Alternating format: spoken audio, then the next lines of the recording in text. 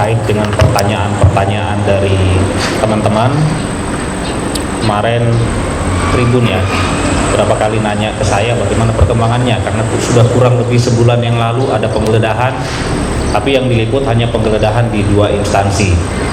Saya hari ini akan menjelaskan ada berapa banyak tempat yang kami lakukan penggeledahan dan dokumen-dokumen apa yang kami peroleh dari penggeledahan itu. Jadi tidak sedikit, dokumennya kurang lebih nih semuanya. Makanya tidak dalam waktu singkat semuanya jadi. Inilah semua dokumennya. Bahwa ada 2 hal, ada 2 perkara yang hari ini saya mau jelaskan ke teman-teman agar penanganan perkara ini menjadi clear, akuntabel, tidak menjadi pertanyaan mengapa setelah kurang lebih sebulan itu seolah-olah tidak ada tindak lanjut. Saya jamin masih tetap berjalan. Kejaksaan Negeri Batanghari beberapa waktu yang lalu telah menerbitkan surat perintah penyidikan tepatnya tanggal 21 Juli 2023. Kemudian penyidikan ini sebagai tindak lanjut dari penyelidikan. Ini hasil penyidikannya. 2 berkas ini hasil penyelidikan. Dari penyelidikan inilah kami yakin bahwa ada peristiwa pidana, ada tindak pidana korupsi dalam penyaluran pupuk bersubsidi di Kabupaten Batanghari. Nah, oleh karena itu kemudian kami tindak lanjuti dengan melakukan penyidikan. Dalam penyidikan telah dilakukan pemeriksaan 15 orang saksi. Kemudian setelah melakukan pemeriksaan itu ditindaklanjuti dengan penggeledahan untuk melakukan atau memperoleh barang bukti atau alat bukti guna membuat terang tindak pidana untuk kemudian nanti menemukan siapa yang jadi tersangkanya. Sejak tanggal 24 Agustus 2023 sampai dengan 25 September 2 hari lalu masih ada kegiatan penggeledahan di beberapa tempat, antara lain tanggal 24 Agustus itu dilakukan penggeledahan di Dinas Pangan, Pertanian, dan Perikanan Kabupaten Batanghari. Kemudian selanjutnya di Dinas Koperasi, Usaha Kecil Menengah, Perindustrian, dan Perdagangan Kabupaten Batanghari. Kemudian 1 kios pengecer di Kecamatan Muara Bulian. Lebih lanjut kemudian dilakukan lagi penggeledahan di 4 kios pengecer di Kecamatan Bajuban. Berikutnya dilakukan penggeledahan lagi di 2 kios pengecer di Kecamatan Pemayu. Berikutnya 3 kios pengecer di Kecamatan Marosebo Ilir. Lebih lanjut 3 kios pengecer di Kecamatan Batin 24. Berikutnya 3 kios pengecer di Kecamatan Tebesi. Kemudian 6 kios pengecer di Kecamatan Mersam. Terakhir 3 kios pengecer di Kecamatan Marosebo Hulu. Nah, dari hasil penggeledahan itu sekali lagi ini hasilnya berapa kontainer plastik ini, barang bukti berupa dokumen penyaluran pupuk bersubsidi dari tahun 2020 sampai dengan tahun 2022. Bahwa dalam serangkaian kegiatan penggeledahan tersebut yang disita ini ada dokumen berupa RDKK, permohonan penebusan dari kelompok tani, dokumen berita acara serah terima dari distributor ke kios pengecer, kemudian dokumen berita acara serah terima pupuk dari kios pengecer ke petani. Kemudian dokumen-dokumen lain yang terkait dengan penanganan perkara dimaksud. Dari dokumen-dokumen tersebut selanjutnya teman-teman penyidik tugasnya adalah bagaimana mengkompilasikan semua barang bukti ini. Tentu harus menyelesaikan proses administrasinya.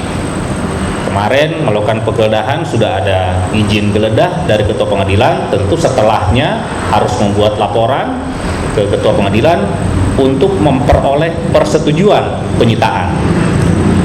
Kemudian harus mempelajari secara seksama semua alat bukti, termasuk juga dari penyitaan dokumen ini akan dikonfirmasi kembali saksi-saksi untuk mempertanyakan bagaimana kebenaran, mengkonfirmasi kebenaran keterangannya terdahulu bagi saksi yang sudah diperiksa, tentu dikonfirm dengan alat bukti, barang bukti yang sudah kita sita berupa dokumen maupun alat bukti lain. Kedepannya tentu dengan barang bukti ini, dengan alat bukti yang kita peroleh, kita berharap menjadi terang tindak pidananya dan segera kita bisa menemukan dan menentukan siapa tersangkanya sebagaimana pengertian penyidikan di pasal 2, saya ralat, pasal 1 angka 2 Kitab Undang-Undang Hukum Acara Pidana. Itu terkait dengan penanganan perkara tindak pidana korupsi penyaluran pupuk bersubsidi. Yang kedua, kami juga menyampaikan bahwa sejak kemarin Selasa tanggal 26 September 2023 telah juga dilakukan penyidikan, telah ditingkatkan ke penyidikan perkara dugaan tindak pidana korupsi pada pemberian fasilitas kredit usaha pedesaan atau KUPEDES pada Bank Rakyat Indonesia unit Pemayu. Kejadiannya tahun 2018 sampai tahun 2019. Berdasar surat perintah penyidikan tanggal 26 September 2023 kemarin, Prin 02 nomornya. Bahwa perkara dugaan tindak pidana korupsi pada Bank BRI unit Pemayung, Kabupaten Batanghari, sehubungan dengan ada pencairan 30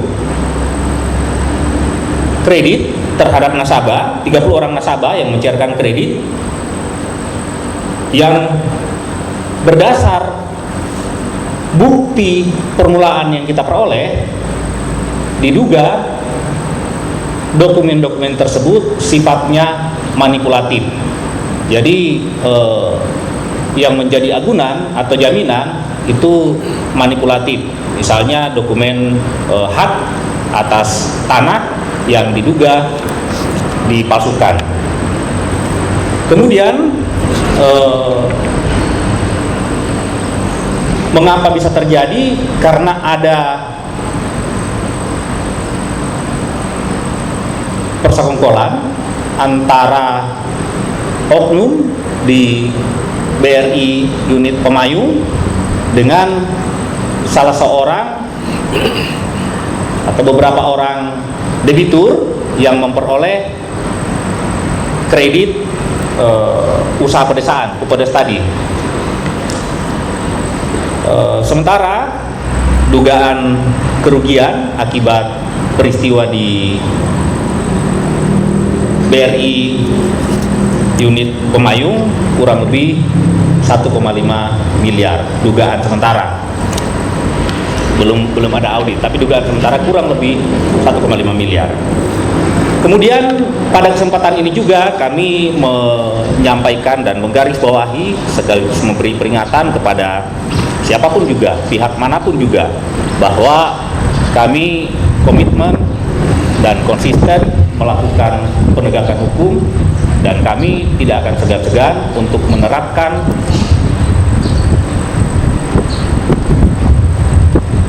pidana, melakukan atau memberikan sanksi pidana, menerapkan pasal 21 bagi yang melakukan obstruction of justice atau berupaya menghalang-halangi proses penyidikan.